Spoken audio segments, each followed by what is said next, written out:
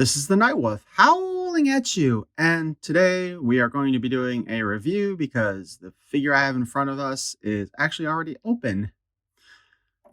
Also, please forgive me for the audio on here. The receiver for the microphone I had been using basically died, and so I am stuck using the onboard audio on my phone, which probably isn't the greatest, but I'm hoping I can also maybe fix it a little bit in post. But anyway, we have before us. The name is Mr.T. First name is Mr. Middle name is that period. Last name is T. Heroic pitier of fools. When I first saw this figure and picked him up, I didn't even know Mr. T had been in wrestling at the time. Thanks to one of my viewers, David from Saturday Morning Cartoon Wrestling, at least I think his name is David, let me know that yes, Mr. T had been in fact part of WrestleMania 1 main event and WrestleMania 2 versus Piper, Rowdy Piper, which would explain what I've seen of Rowdy Piper's comic, being that it looks like it's him and Mr. T together. He's also known to have had the longest Hall of Fame speech of all time for when he was indoctrinated and do it in, I believe, 2014. So that's cool. Most people probably remember him as B.A. Baracus from the original A-Team TV series. And I believe he had his own cartoon series where he was the coach of an Olympic gymnastics team. You can probably find that online if you want to watch it. We have his little information item here where we show Mr. T going up against the Triple H Skull King with a big old fist. Mr. T, heroic pitier of fools. The great battle has begun. A darkness threatens to consume WWE Eternia as the faction of evil superstars rise from parts unknown to control the balance of power. But the heroic superstars accept the challenge to defend the planet and determine who are the masters of the WWE Universe. You know, with how often I read that, maybe I should just record a good version of it and just put that in every time. Height, 5 foot 10 inches. Weight, 236 pounds. Superstar powers. Can forge any weapon out of solid gold. Superhuman pitiability. Foreign objects. Magical golden gauntlets, gibber and jabber. So I guess he's kind of the Midas man-at-arms. And we have his little mini comic story. He's talking to somebody you never see, but I am under the impression that it's Hulk Hogan. But I could be wrong. But I just feel like the way it's phrased here, that sounds like Hulk Hogan to me. Not that I know him that well or much at all. Mr. T forges his latest weapon when he receives a call from an immortal ally. I pity the fool who interrupts me when I am working on my golden forge. Let me tell you something, brother. WWE Eternia is in real trouble. I need you to be by my side to battle a new menace. You can count on it. I knew I could count on you, brother. Meet me outside. What you gonna do? Enough with the jibber jabber. Runs outside. I ain't getting on no talent fighter. I think I screwed up the voice at the last part. Anyway, anybody think Mr. T would be willing to re-record that and make it sound really nice and, you know, not like an idiot trying to mimic his voice? Anyway, I know B.A. Baracus in the A-Team was afraid of heights. I'm not sure. I didn't know Mr. T actually was. Of course, we have the little bit of information on the back. Jake the Snake Roberts, The Fiend, Bray Wyatt, and Seth Rollins. I actually recently on eBay ended up getting Bray Wyatt ordered. I still need to get Jake the Snake. But I think I'm actually really close to completing this collection now. So, on the back of his box, We show pretty much the same scene from the beginning of the mini comic, just at a different angle. Enough with the jibber jabber. Master of the Golden Weapons Forge, Mr. T pities all the fools who challenge him head on and head to Mohawk combats.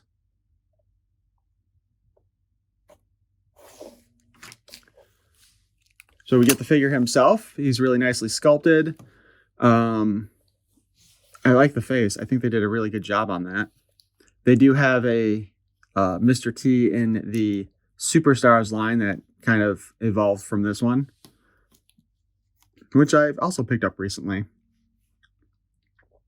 He uses the same harness / armor that came with both King Randor and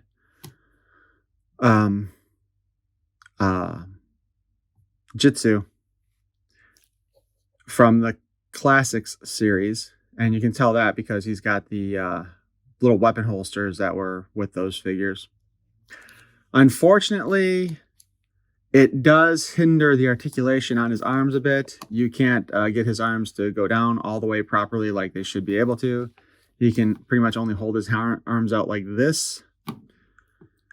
So maybe what I might have to consider doing is either picking up a discount Jitsu and repainting his armor, or picking up the release of King Randor that's coming out and repaint his armor so he has a Origins-sized harness. Other than that, he does have the typical ball joint, which again does get hindered a little bit by the armor, as he can still look up and down and spin his head, but the armor is tall enough that it keeps him from really easily being able to spin it around. Arm goes up most of the way down. Again, as I mentioned, hindered by the armor. We can still spin it around. We've got the typical hinge at the elbow.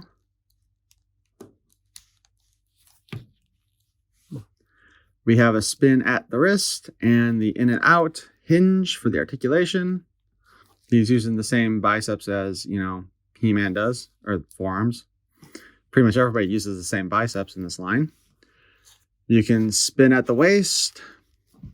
You can kick up that far, kick back that far. The knee bends almost 90 degrees, as with all Origins figures. He does have a knee pad, though, and that slightly hinders it. We've got the boot cut. We have the hinge at the ankle, and, of course, the spin at the ankle. Like all of our Origins figures, you can pop him apart. And you can see how much room is here around the harness because it is too big for his torso. It definitely did not turn out as nicely fitting as Hordak's armor did on Macho Man Randy Savage. They also gave him these double bicep bands in the red and blue to go with his armor colors and his legging colors. They are separate pieces, so if you wanted to take one or both off, you can do that. I think these might also have been used with the Ultimate Warrior figure. Let's stick him back on his stand here, where we will see his two weapons. So he has a duplicate of Jitsu's chopping hand, except for it is designed to go on the left fist, which is kind of funny when you think about it, because he comes with a fist here, but the actual fist goes on the left hand and the chopping hand goes on the right hand, which of course fits on him like this. And I feel kind of stupid because I didn't double check to see if this, because I'm sure all they did was put in whatever design program that they use to make the fist for, or the arm for Jitsu. They probably just had it reverse itself to make the left hand. And then, of course, it's designed here so that the fits the hand in there instead of just pegging into the arm like the actual Jitsu or Fisto does, since he has actual hands and such. This looks like a totally new item. Because I don't believe Fisto has this additional bit on his. So I think this might be all new. Again, it's opened up like that, so you can stick it over his hand. But I'm wondering how much interference the thumb is going to be, since he's got a gripping hand over here, where over here he had the closed fist and it fit in nicely. But overall, again, it's mostly just kind of a duplicate of Fisto's concept. But like when you look here, it does look like modern day closures. So, although I'm sure the detail doesn't come out very well. And you can get that on there.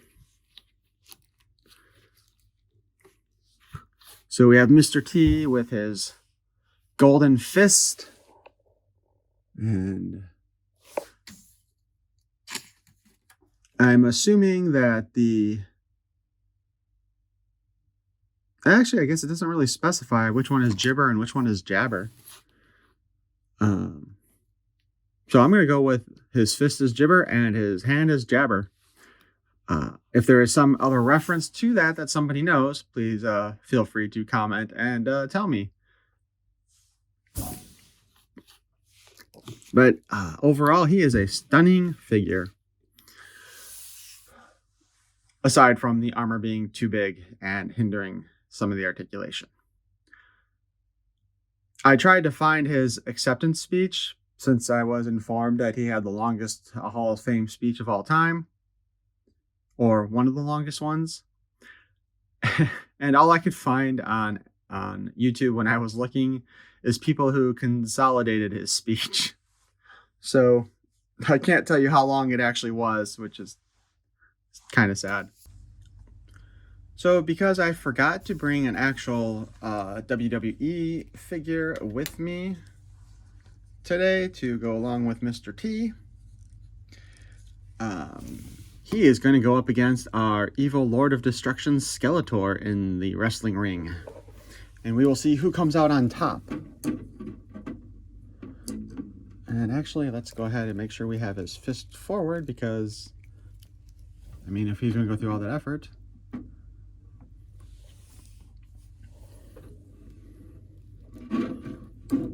Mr. T versus Skeletor. Who will come out as the champion? Since Skeletor is flat on his back and Mr. T is doing a push-up, I'm going with Mr. T.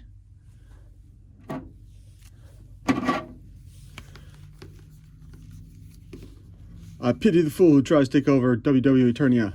Boom. Anyway, I hope you enjoyed this video. Please feel free to like, comment, and subscribe. Peace and love.